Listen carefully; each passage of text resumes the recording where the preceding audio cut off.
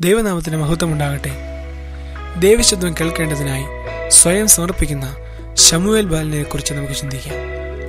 ദൈവസന്നിധിയിൽ തന്റെ സങ്കടം ബോധിപ്പിച്ച് കരഞ്ഞ ഹന്നായുടെ പ്രാർത്ഥനയ്ക്ക് മറുപടിയായി ദൈവം അവൾക്ക് ഒരു മകനെ നൽകി. യഹോവയോട് അപേക്ഷിച്ചു വാങ്ങി എന്ന് പറഞ്ഞ് ഹന്ന അവന് ശമൂവേൽ എന്ന് പേർ വിളിച്ചു.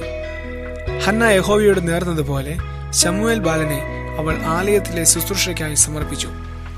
1 ശമൂവേൽ 3-ാം അധ്യായം നാം വായിക്കുമ്പോൾ ശമൂവേൽ ബാലൻ യഹോവയുടെ ആലയത്തിലെ ശുശ്രൂഷക്കാരനായി നാം കാണുന്നു. ആലയത്തിലെ ശുശ്രൂഷ ചെയ്യുന്നതോ മാത്രമല്ല, ആലയം വിട്ടുപോകാതെ ദൈവമന്ദിരത്തിൽ ദൈവത്തിന്റെ വിളക്ക് കിടുന്നതിന് മുമ്പായി ചെന്ന് കിടക്കുന്നതായി നാം കാണുന്നു. ദൈവത്തിന്റെ പെട്ടകം ഇരിക്കുന്ന യഹോവയുടെ മന്ദിരം വിട്ടുപോകാതെ ശമൂവേൽ ദൈവസന്നിധിയിൽ ചേർന്നിരിക്കുന്നതായി നാം കാണുന്നു.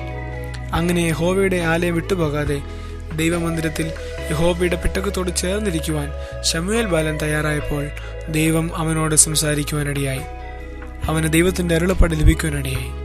ദൈവശബ്ദം തിരിച്ചറിഞ്ഞ ശമൂവേൽ ബാലൻ യഹോവയെ അരുളി ചെയ്യണമേ, അടിയൻ കേൾക്കുന്നു എന്ന പ്രാർത്ഥനയോടും സമർപ്പണത്തോടും കൂടെ ദൈവസന്നിധിയിൽ ഉണർന്നിരിപ്പാൻ തയ്യാറായി.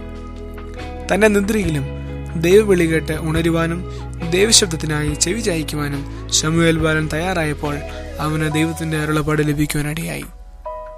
എന്നെ കേൾക്കുന്ന പ്രിയ സുഹൃത്തെ, ദൈവശബ്ദത്തിനു വേണ്ടി ദൈവസന്നിധിയിൽ കാത്തിരിക്കുവാനും ദൈവം നിന്നെ വിളിക്കുമ്പോൾ ഉറക്കത്തിൽ നിന്നും ഉണർന്ന് അരുളി ചെയ്യണമേ, അടിയൻ കേൾക്കുന്നു എന്ന പ്രാർത്ഥനയോടെ ദൈവസന്നിധിയിൽ സ്വയം സമർപ്പിക്കുവാനും താങ്കൾ തയ്യാറാകുകയാണെങ്കിൽ നിശ്ചയമായും ഈ കാലഘട്ടത്തിലും ദൈവത്തിന്റെ അരുളപ്പാട് ലഭിക്കുവാൻ ഇടയാകും. ദൈവശബ്ദം കേൾക്കുവാനും ദൈവത്തിന്റെ അരുളപ്പാട് പ്രാപിക്കുവാനും ഈ വചനങ്ങളാൽ ദൈവം താങ്കളെ സഹായിക്കുമാറാകട്ടെ. ആമേൻ.